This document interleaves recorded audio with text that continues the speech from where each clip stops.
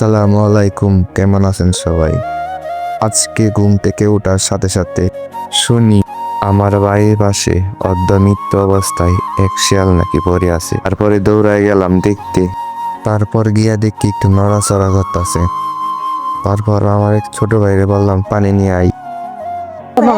লরে লরে পানি লইছেন যাচ্ছেন আরে লরে লরে আমি জানি না কাম জানি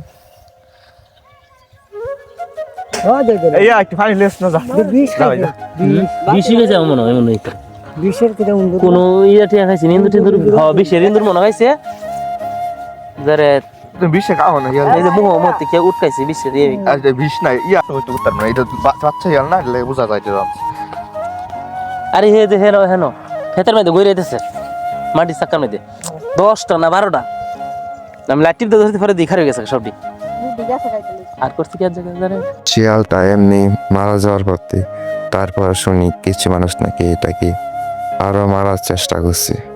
এইটা তো শিয়ালই, কথায় আছে না, অসুস্থ শত্রুকে মারতে নেই। দেখেন ভাই, আল্লাহ তাআলা আমাদের জন্য সব প্রাণী তৈরি করছে, ভালো মন্দ সবকিছুর মধ্যেই আছে। মানুষের মধ্যেও এমন ভাইরাস কিছু মানুষ আছে যে মানুষগুলারে কেউ দেখতে পারে না। শিয়ালের সবাই তো খারাপ দিকই জানেন, আজকে আপনাদেরকে একটু ভালো দিক বলি।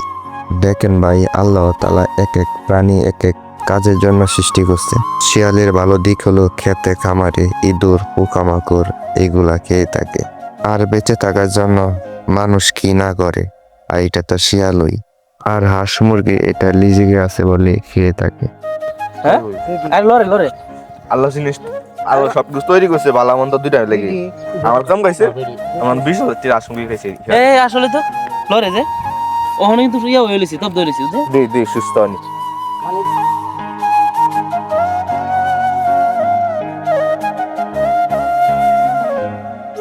তারপর চোখে মুখে পানি দিলাম। শিয়ালটার অবস্থা এমন হয়ে গেছিল আর বাঁচানো সম্ভব না।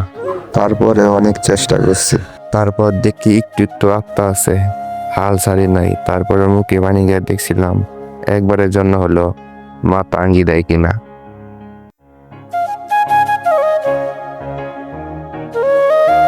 তারপরে অনেক চেষ্টা করছি, শিয়ালটাকে আর বাঁচাইতে পারলাম না।